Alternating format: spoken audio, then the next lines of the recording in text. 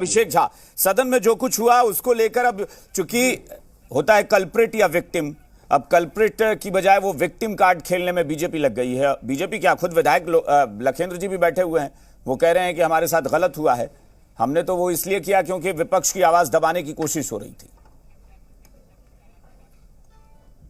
देखिए, वो कहते हैं ना कि प्रत्यक्ष को प्रमाण की आवश्यकता नहीं पड़ती है।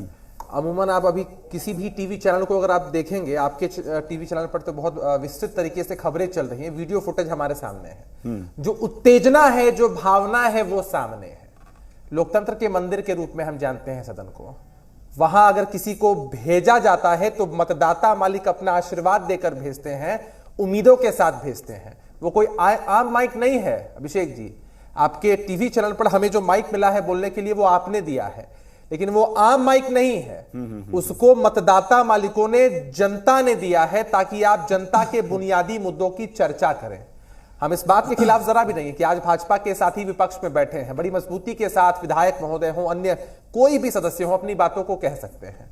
लेकिन उत्तेजना में, प्रतिकार में आप अगर संसदीय मर्यादाओं को तार तार करते हैं तो ये कौन सी तस्वीर जनता के बीच में जाती है?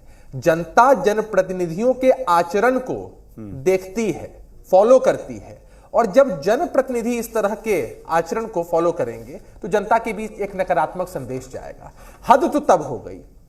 हम मानते हैं इस बात को, उत्तेजना में हो सकता है किसी से कोई कृत्य हो जाए, खेद प्रकट कर सकते थे, आगे बढ़ सकते थे, लेकिन भाजपा ने फिर एक बार अपनी शैली को दर्शाया है। उनका जो हिडन एजेंडा होता है उसको दर्शाया है। इसको कहां एक विक्टिम कार्ड पर ले गए हैं। अरे हम मानते हैं कि हर एक दल यहां दलितों, महादलितों, पिछड़ों, अति पिछड़ों के उत्थान के लिए काम कर रहा है, लेकिन अगर आपसे कोई गलती हो जाती है तो आप विक्टिम कार्ड खेलेंगे। मैं सुन रहा था किस तरह से बेबाकी के साथ संजय जायसवाल जी झूठ बोल रहे थे। उनसे पूछना चाहिए ना कि उनकी ही पार्टी के अगर किसी अगड़े विधायक ने काम किया होता तब तो आप फिर रोना देकर बैठ जाते कि हम अगड़ी जाति से आते हैं इसलिए हम पर अत्याचार हो रहा है। यहां जब आप एक बार सदन में जा चुके हैं, आपको उन मर्यादाओं का पालन करना ही होगा, और इस आचरण को पूरे देश ने देखा है।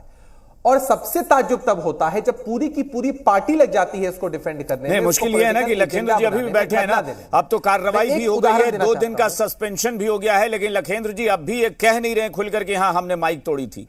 लखेंद्र जी, मंशा तो आपकी माइक तोड़ने की ही लग रही है, वो तस्वीरों में साफ तौर पर दिख रहा है। अभिषेक जी, जो चीजें, अच्छा सुनिए, इस पार्टी का आचरण क्या है अभिषेक जी? आपको याद होगा ना, अभी नेता प्रतिपक्ष बनाकर रखा है सम्राट चौधरी जी को। क्या कहा था इन्हीं विजय सिन्हा जी के सामने? क्या कहा था? अध्यक्ष जी, ज्यादा व्याकुल नहीं होना है, इस तरह से नहीं चलता है। किस तरह का आचरण था वो? तो पूरी पार्टी ही इस तरह से है, पूरी पार्टी की ट्रेनिंग ही इस तरह से है। मैं बस छोटी सी बात पूछना चाहता हूं। सच बात है, विधायक जी को अधिकार है, वो विभिन्न मुद्दों की चर्चा कर सकते हैं, आवाज को उठा सकते हैं। लेकिन किसी कारणवश अगर उनका माइक बंद हो गया तो मैं बस एक छोटा सवाल इनसे पूछना चाहता हूं, क्या इन्होंने माइक तोड़ा या नहीं तोड़ा?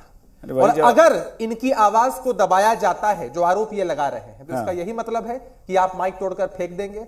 कल होकर इनके सभी साथियों को लगेगा कि सदन इनके हिसाब से नहीं चलेगा तो पूरे सदन में तोड़फोड़ मचा देंगे। आखिर इस आचरण के लिए ये क्षमा क्यों नहीं मांगते हैं?